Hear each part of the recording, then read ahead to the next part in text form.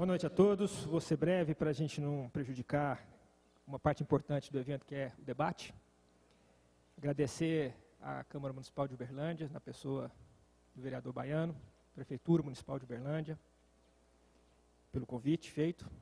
Sou o Antônio José, sou engenheiro agrônomo, especialista e com mestrado em Ecologia e Conservação dos Recursos Naturais.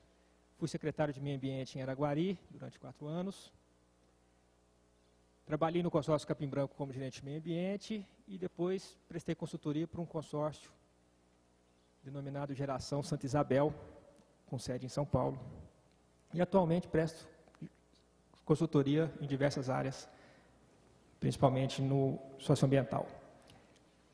Bom, primeiro, parabenizar o tema, né? Um tema importante, presente no nosso dia a dia. Conciliar desenvolvimento econômico com preservação do meio ambiente. Esse é o grande desafio. Esse aí não tem como fugir dele. Pode passar? São poucos slides. O meu principal papel aqui é aprofundar a discussão, é apresentar para vocês informações, dados, para que no debate a gente possa trocar informações, né? Bom, breve histórico, o que acontece no setor hidrelétrico brasileiro? Década de 70, os primeiros inventários. Então, muita gente se lembra, eu não sou da década de 60, mas quem é diz, que Capim Branco já era propalado na região desde essa época. Foi quando foram feitos os primeiros inventários. Década de 70 ocorrem as construções das grandes hidrelétricas no Brasil. E realmente, a partir desse momento, até hoje, com esses passivos dessas grandes hidrelétricas, porque aí entra uma outra questão, que as primeiras legislações específicas para o setor só vieram na década de 80, então, realmente, no passado, nós tínhamos grandes empreendimentos e sem nenhuma legislação para aplicar. Então, o resultado disso realmente não foi bom. Agora, não é porque no passado houveram erros que a gente tem que generalizar e achar que hoje também qualquer tipo de hidrelétrica é como se fosse no passado. Bom, no século XX acontecem as avaliações ambientais integradas, que o Laurindo acabou de falar, principalmente pela EPE. Apesar do nome, avaliação ambiental integrada, até o momento ela não vem integrando realmente o aspecto do planejamento do setor hidrelétrico com preservação de meio ambiente. Esse aspecto precisa ser aprofundado, eu vou mostrar isso mais na frente. Na década agora, dos anos 2010 para frente, começa a exploração do potencial hidrelétrico na Amazônia e nós vamos ver por quê. Pode passar. Então, matriz energética, não vou nem falar, foi dito pelo Laurindo, foi dito pelo Tiago. Agora, é importante porque, para discutir essa questão, nós temos que discutir, sim, matriz energética. Para discutir matriz energética, nós temos que discutir consumo. São coisas que não dá para fugir, né? Uma coisa está totalmente interligada hoje. Para vocês terem uma ideia, hoje o consumo, primeiro aí mostrando uma fonte, mais uma vez, os números divergem um pouco, falando ali em 84%. É importante mostrar esse gráfico, por quê? Ali está mostrando a eólica com 2%. Existe um esforço agora da ANEEL em estar leiloando eólicas, né, para que se chegue pelo menos a 10% da matriz, diminuindo um pouco a matriz hidráulica e aumentando essas fontes alternativas. Agora nós vamos ver por que não é fácil também a gente mudar de matriz, né, como muitos desejam, como, por exemplo, adotar a matriz eólica, que teoricamente seria menos impactante. Nós vamos ver que isso também é complicado. Temos que aprofundar as discussões. Nosso objetivo principal é aprofundar. Pode passar. A questão do consumo, ele é exponencial, então não dá para fugir disso daí. Em 94, 2001, 2004, 2010, olha só, de 54 gigawatts, ou 54 mil megawatts, hoje nós temos um consumo de 120 mil. Então não dá para fugir disso daí. Passa o próximo, por favor. No gráfico a gente vê. Então, não dá para a gente falar, não, vamos mudar também o consumo, o padrão de consumo hoje. A gente não muda isso de uma hora para outra, né?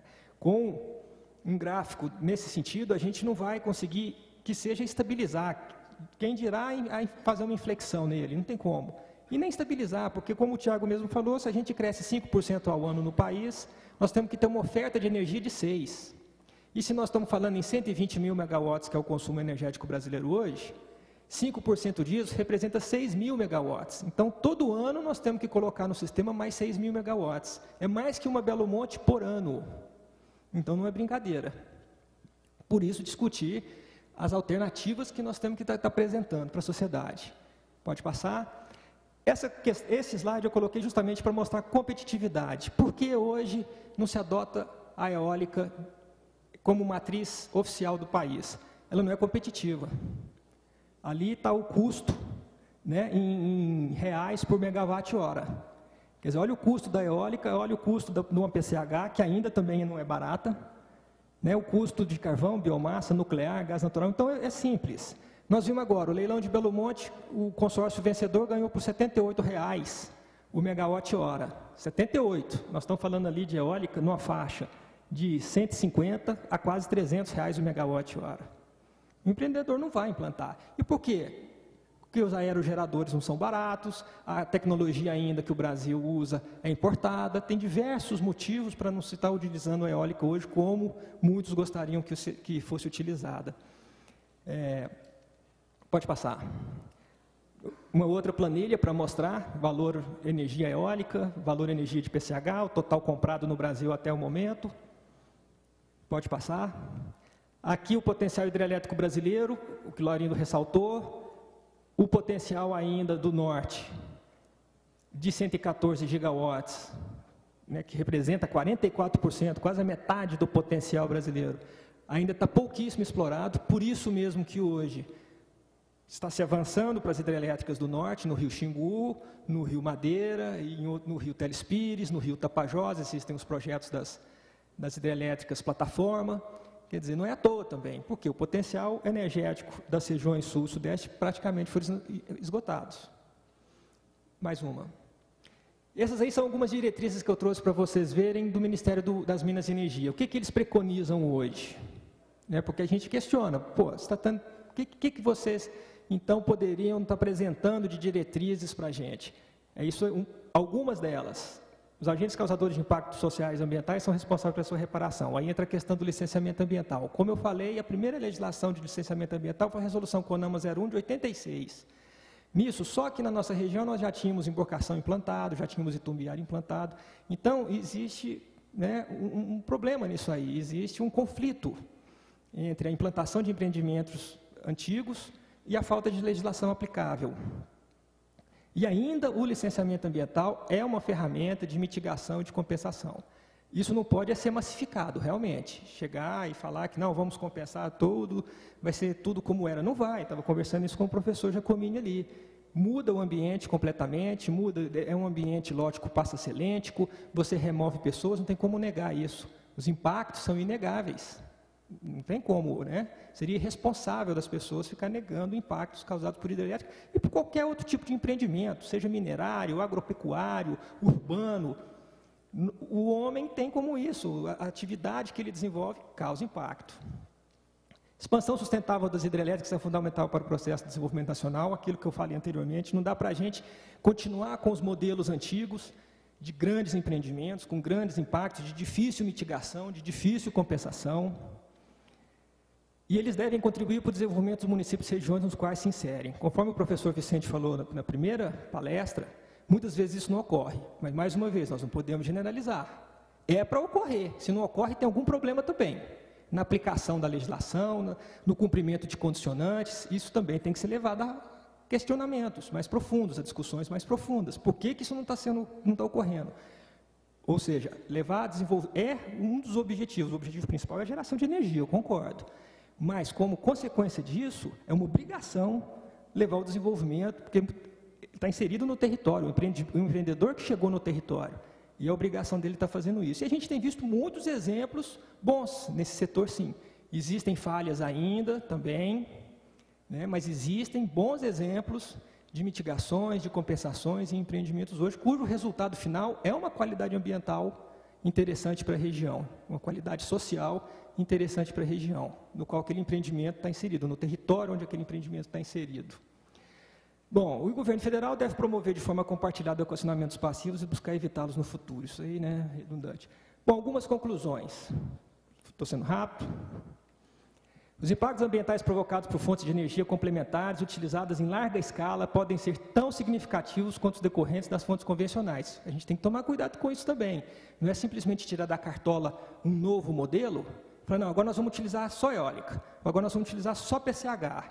Nós temos que ver a sinergia de todas as atividades que estão sendo desenvolvidas, desses novos empreendimentos. Eles são cumulativos também, e isso tem que ser analisado, e isso tem que ser discutido. Aí, ó, isso permite concluir que qualquer fonte de energia que passe a ter uso intensivo, como hoje as hidrelétricas, né, têm um uso intensivo, mas que pelos estudos e pelo tudo que nós vimos ainda é uma fonte interessante, não diria que é uma fonte limpa, mas ainda é uma fonte interessante para a utilização de recurso natural para a produção de energia elétrica, no qual somos altamente dependentes. E cada tipo de fonte de energia tem a sua aplicação e lugar na matriz energética, ou seja, a escolha deve considerar as especificidades locais e o custo de oportunidade socioambiental. Então, porque é irresponsável da nossa parte, e eu gostei muito disso quando o professor Vicente começou, ou seja, eu não sou contra nem a favor, ele falando, porque a gente percebe muito isso nos processos de licenciamento ambiental, e isso passa a ser até um pouco irresponsável, da gente não apresentar alternativas. Não são fáceis de ser apresentadas, não são fáceis de serem utilizadas, mas é para isso que nós estamos aqui, inclusive é para isso que nós estamos aqui hoje. Para discutir, para questionar, para apontar erros, para apontar soluções, né, para mostrar o que foi feito de bom. Né, não é possível que não tenha sido nada feito de bom nos empreendimentos hidrelétricos aqui da nossa região. Se existem falhas, elas devem ser corrigidas, devem ser evitadas, mas a gente tem que ressaltar o que foi feito de bom também. E para finalizar isso aí, ó, nenhuma fonte de energia deve ser desprezada. Então não adianta ficar criticando a hidrelétrica, mas não adianta também ficar criticando a eólica, porque ela é cara ainda, e a eficiência dela é baixa. Essa é uma questão que eu queria ter falado quando falei de eólica também.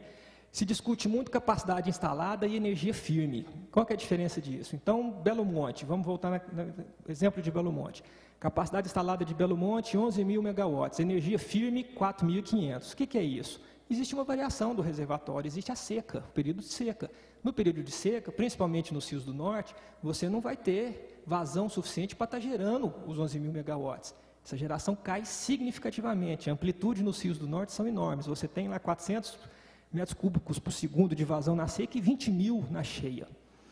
Então, a energia firme seria 4.500. Isso dá uma eficiência de 45%. Você pega a eficiência na eólica, a gente tem uma eficiência de apenas 15%. Ou seja, se eu quero 1.000 megawatts de energia firme, eu vou ter que implantar um parque eólico de 15.000.